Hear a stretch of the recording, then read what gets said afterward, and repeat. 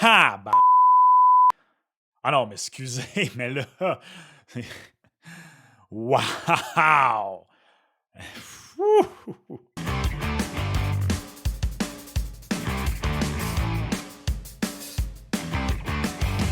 What's up tout le monde, c'est ton boy Max, bienvenue à une autre vidéo. Les experts du LNH.com ont classé les 20 meilleurs défenseurs de la Ligue nationale de hockey. Ils ont récemment fait le même exercice à la position de joueurs de centre, entre autres. Et honnêtement, le classement pour les joueurs de centre, je l'ai trouvé très intéressant, assez représentatif à mon avis. J'étais en majorité d'accord avec le classement. J'ai pas fait de vidéo parce que j'étais en vacances quand c'est arrivé. Puis quand je suis revenu, quand le train passe et que tu l'as raté, tu l'as raté. The train leaves at exactly 11 o'clock. We've missed it. Bref, aujourd'hui, on regarde le top 20 des meilleurs défenseurs de la Ligue nationale de hockey selon le LNH.com et on y réagit. Laissez-moi savoir en commentaire votre top 5, même votre top 10 si vous voulez. Si vous voulez faire un top 20, gâtez-vous. N'hésitez pas, comme toujours, à réagir à mes commentaires et à débattre en commentaire. Il y a beaucoup de mots commentaires. Bref, quels sont vos commentaires?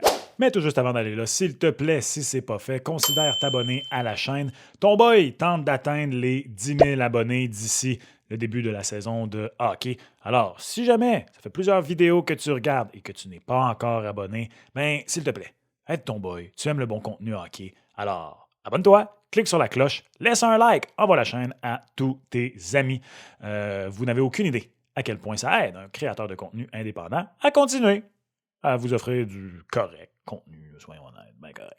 On retourne à la vidéo. NHL Top Players, Top 20 Defensemen, NHL Network reveals Best of Current Crop.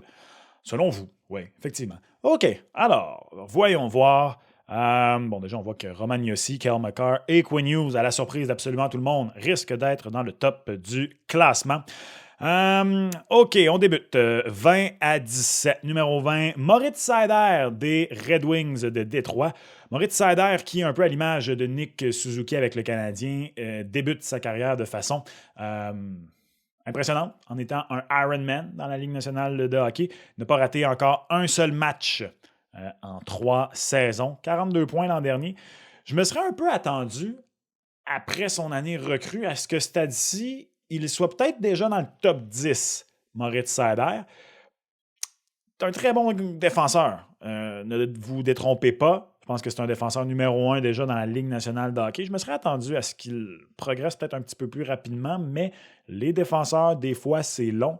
J'ai toujours trouvé que Aaron Ekblad, après avoir été excellent son année recrue dans la Ligue nationale de hockey, après avoir livré la marchandise en tant que premier choix au total, est devenu un bon défenseur, mais ça a pris du temps avant qu'il devienne élite. Et là, maintenant, avec les blessures et tout ça, n'est jamais non plus devenu le défenseur de franchise que je croyais qu'il allait être, Aaron Ekblad, mais quand il n'est pas blessé, dans la mi-vingtaine, il est vraiment devenu un des meilleurs défenseurs de la Ligue nationale de hockey. Je pense que cette saison, l'an prochain, ça risque peut-être d'être la même chose pour Moritz Seider. Dougie Hamilton, malgré le fait qu'il a joué seulement 20 matchs l'an passé, 19e, ça en dit beaucoup sur le respect qu'on lui porte. Moi, j'ai toujours beaucoup aimé Dougie Hamilton, pour être bien honnête, même s'il s'est promené d'équipe en équipe depuis le début de sa carrière. Je pense qu'en santé, Dougie Hamilton risque d'être encore un défenseur top 10 dans la Ligue nationale de hockey. Entendons-nous bien. C'est un défenseur pas mal strictement offensif, un peu à la Brent Burns dans son prime. Est-ce que Dougie Hamilton peut encore être un top 10? Cette année va nous le dire. Mais c'est ça. Dans le cas de Dougie Hamilton, il faut qu'il fournisse tout près de 80 points par année pour se retrouver là. Je pense qu'avec la panoplie de jeunes joueurs offensifs chez les Devils, s'il revient en santé, il va y être à nouveau. Noah Hanifin, maintenant des Golden Knights de Vegas.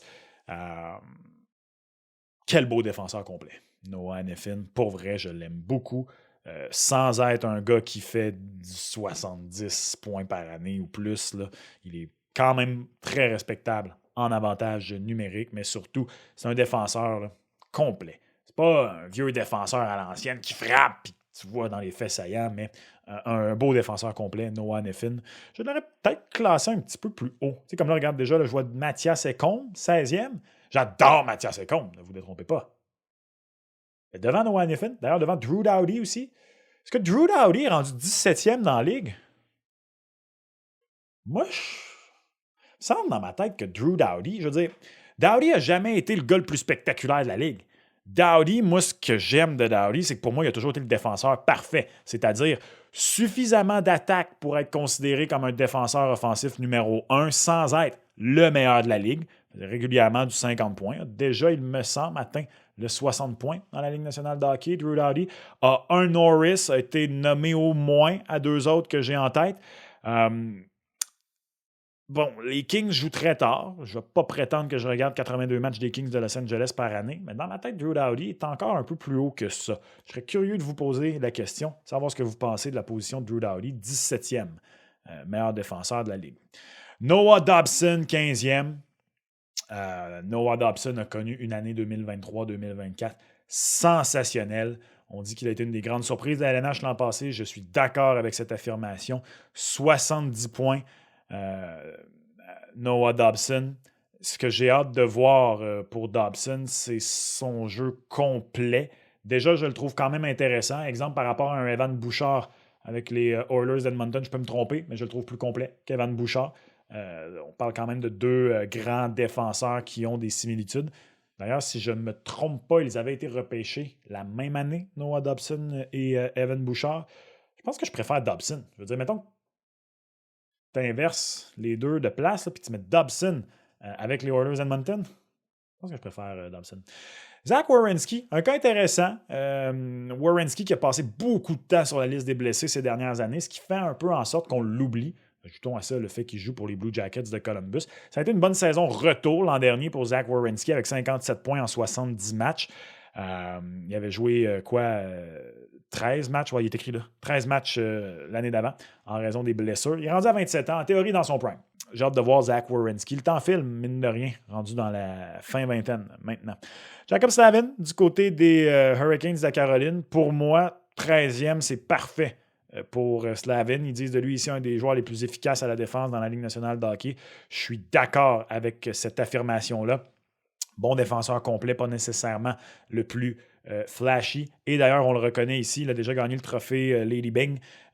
C'est un défenseur qui est maître dans l'art de défendre dans les règles, sans prendre trop de punitions. Je sais qu'il y en a qui n'aiment pas ça. On aime un peu de papier sablé dans nos défenseurs, mais je trouve que Jacob Slavin, c'est un très bon choix. Josh Morrissey, 1 an après avoir été parmi les meilleurs défenseurs de la Ligue nationale de hockey, redescendu au 12e rang. Pour moi, c'est un petit peu plus d'allure, cette place-là. La saison 2023-2024 de Josh Morrissey, pour moi, est plus représentative que 2022-2023, où il a été un des meilleurs défenseurs de la Ligue nationale de hockey.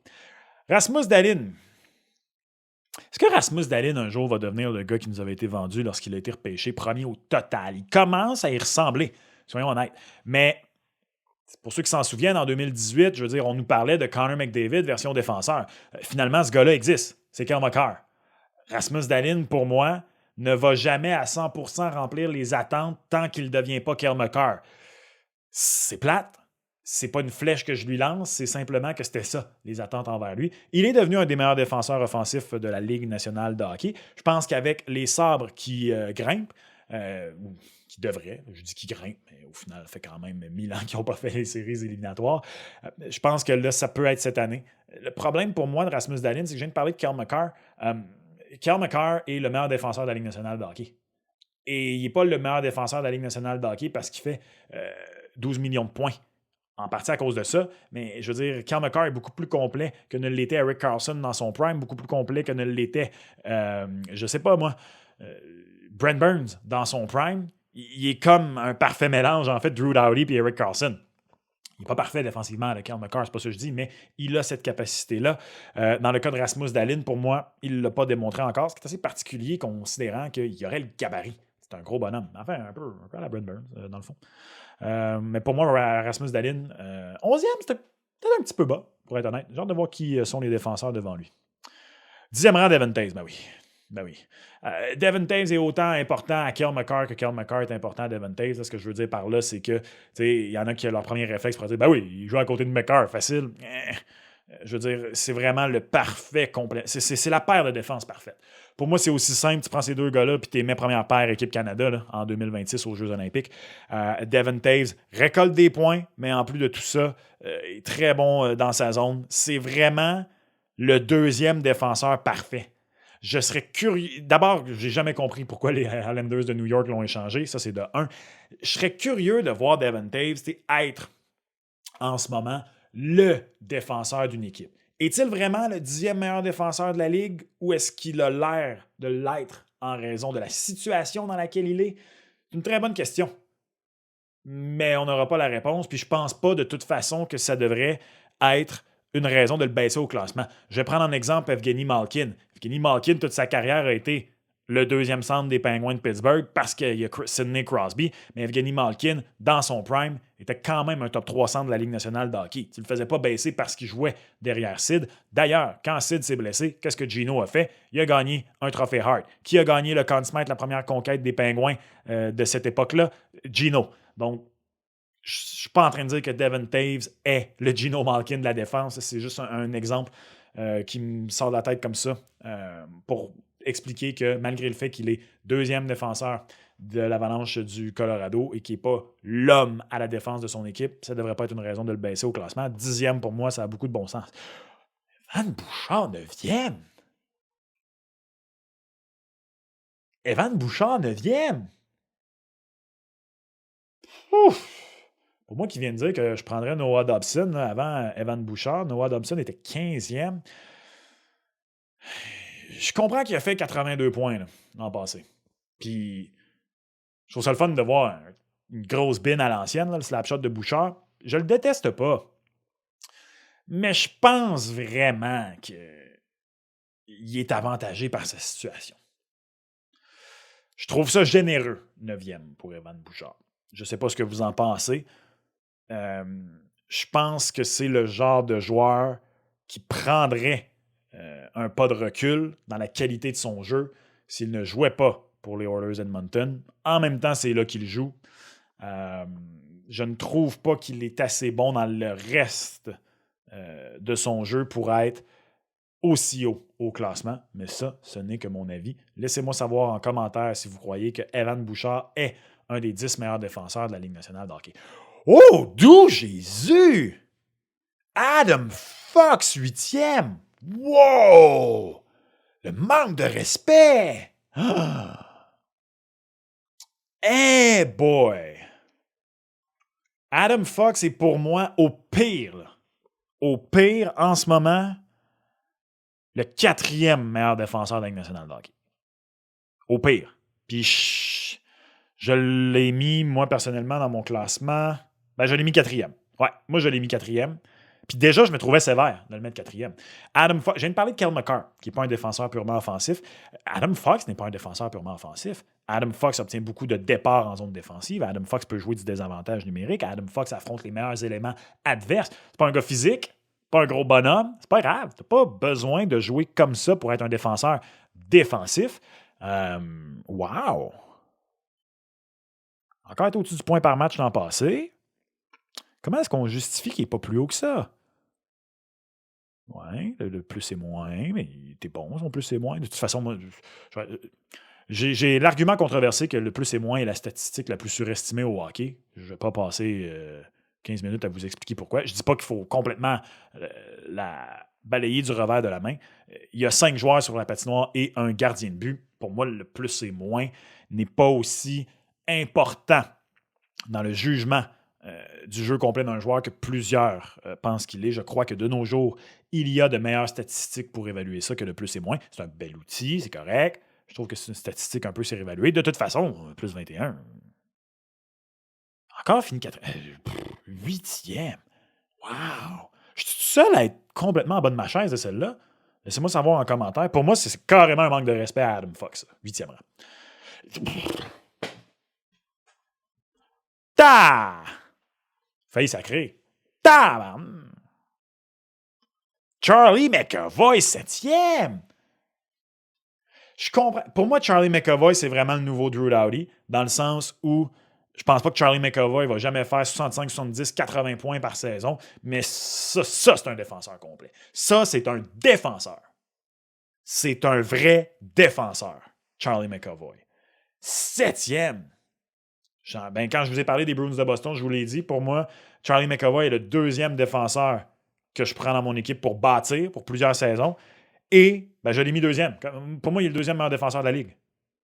Je le sais qu'il n'est pas aussi spectaculaire que Quinn Hughes, puis Adam Fox, puis Evan Bouchard, puis Kel McCarr.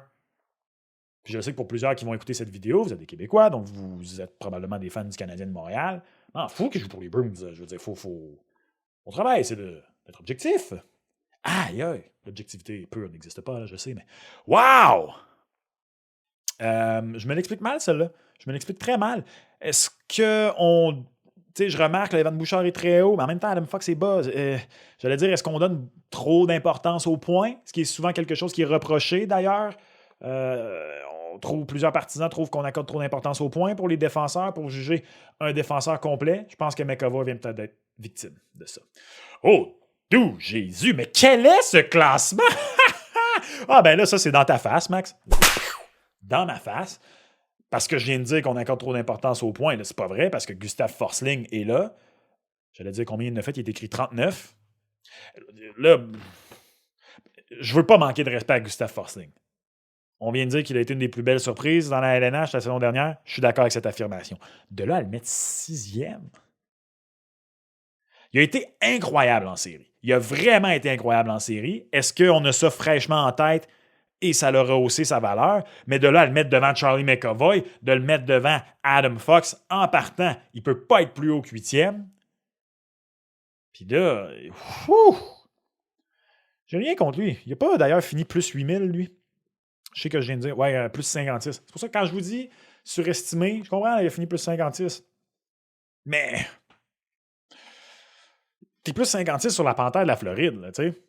Si tu finis plus 56 sur les Ducks d'Anaheim de l'an passé, donc on parle d'autre chose, là, mais... non, pour moi, Gustav Forsling est un très bon défenseur. Pour moi, Gustav Forsling, Devon Taves, pas dans le style de jeu, quoi que ce soit, mais dans le...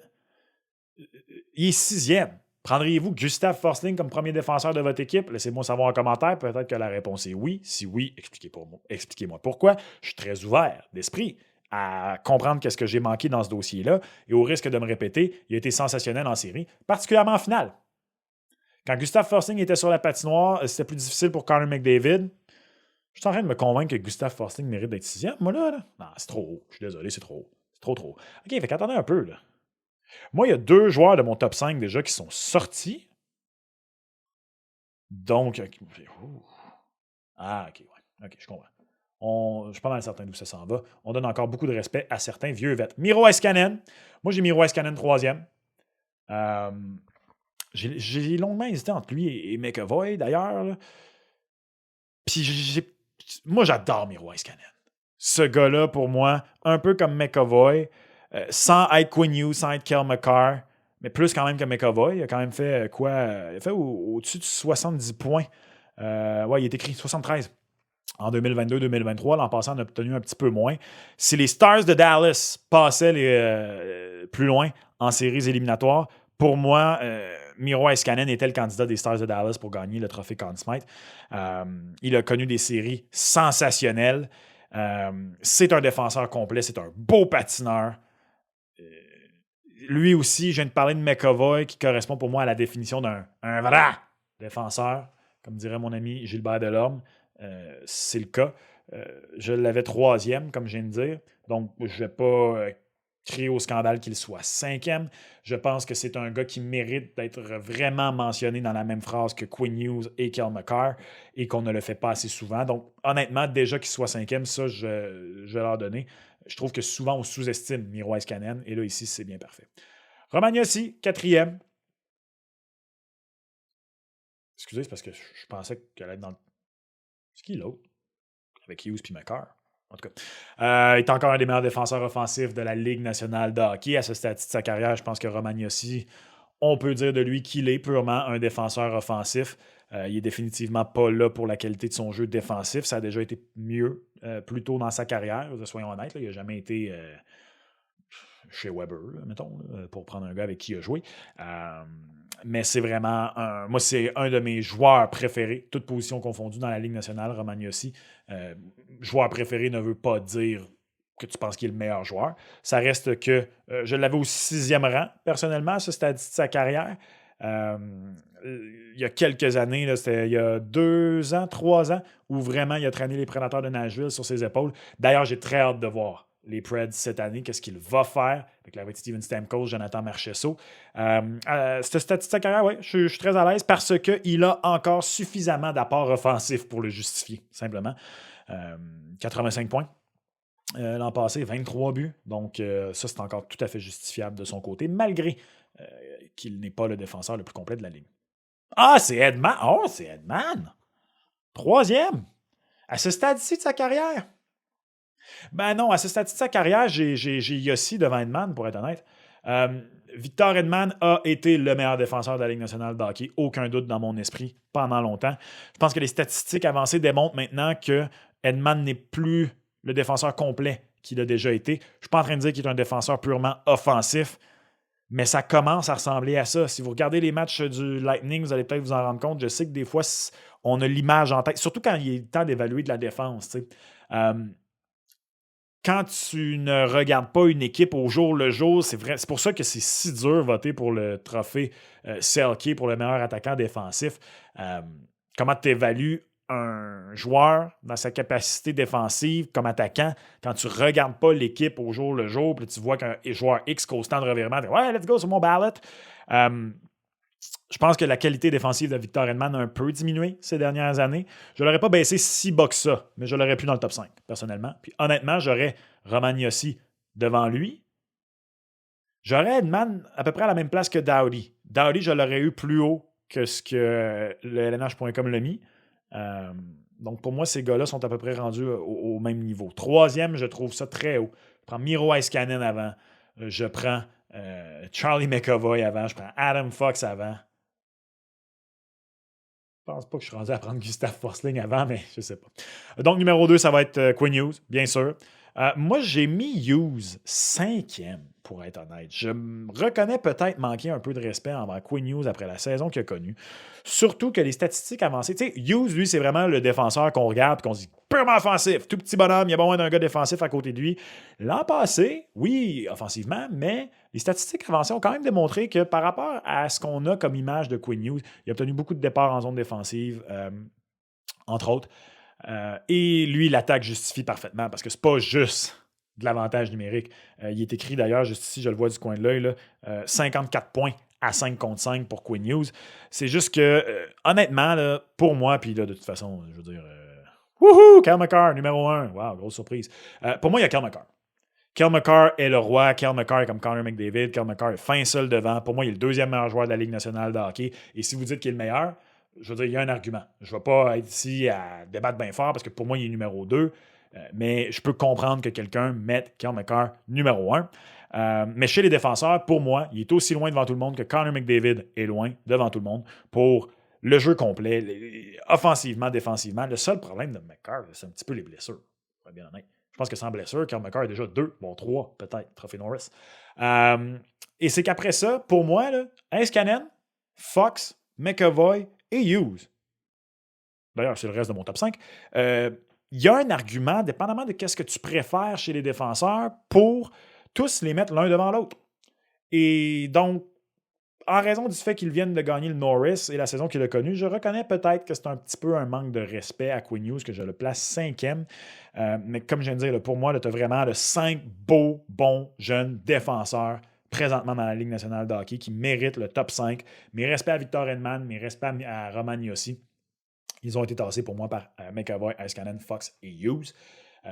Donc, encore une fois, au risque de me répéter, tout dépend de qu'est-ce que tu préfères chez un défenseur. Si tu trouves vraiment que l'apport offensif de Quinn Hughes est beaucoup trop énorme pour le renier, ben, je vais comprendre qu'il soit numéro 2. Si tu veux un défenseur plus complet, tu vas te tourner vers Charlie McAvoy, peut-être vers Miro Heiskanen. Un beau mix des deux, ça va être Adam Fox. Donc, pour moi, il n'y a pas de bonne et de mauvaise réponse. Il y a des bons arguments pour justifier le choix qu'on fait.